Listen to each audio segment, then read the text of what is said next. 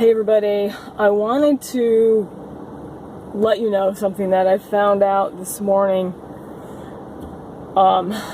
after I did the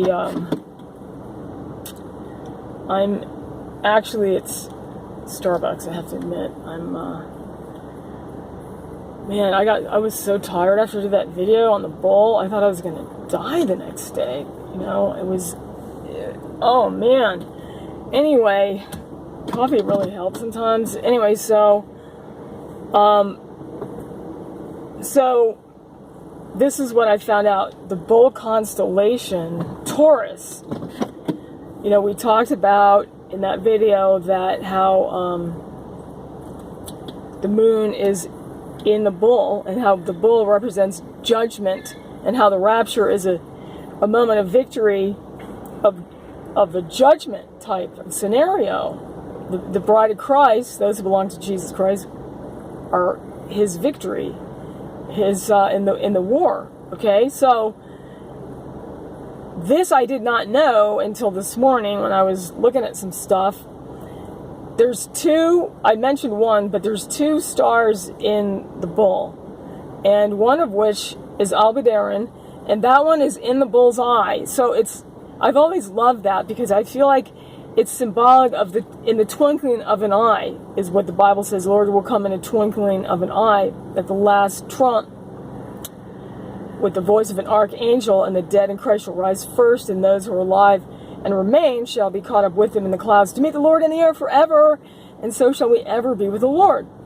So the twinkling of an eye in the bull has always got my attention, but I never realized that what I did recently about the bull and the judgment and the rapture being judgment, like how much more it reflects that than, because it's a time of escape from danger. Well, the other thing in Taurus is Ceres. I think that's how you say it, Ceres, not Sirius, but Ceres.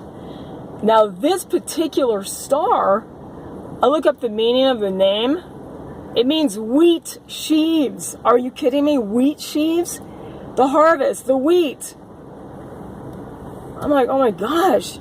You got judgment, the wheat, the twinkling of an eye, all in one constellation, and the moon passing through during this lunar eclipse, which, by the way, they say is 99.1% an eclipse, so that 0.1% makes it not quite enough to call it a blood moon, but it almost is.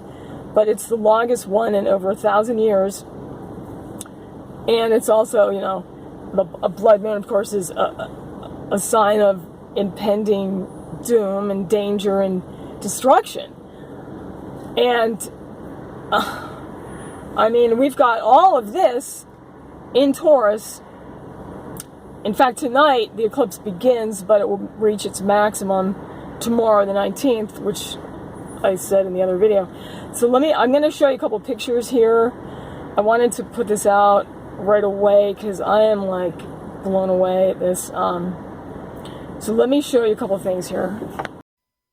So here is the bull in Taurus on the 20th, and we have, let's go to the 19th.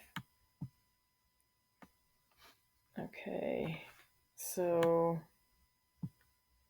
we have, here's this Pleiades, which is the seven churches, the seven sisters, that's what it's known as.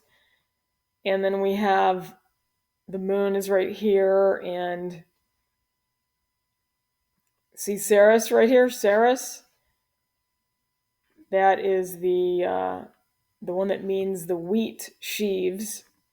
And then Aldebaran here is in the bull's eye, always in the bull's eye, like the twinkling of an eye. And so I just thought this was just incredible setup. So I wanted to show you that, and one more thing, if I can edit it. Okay, so God bless.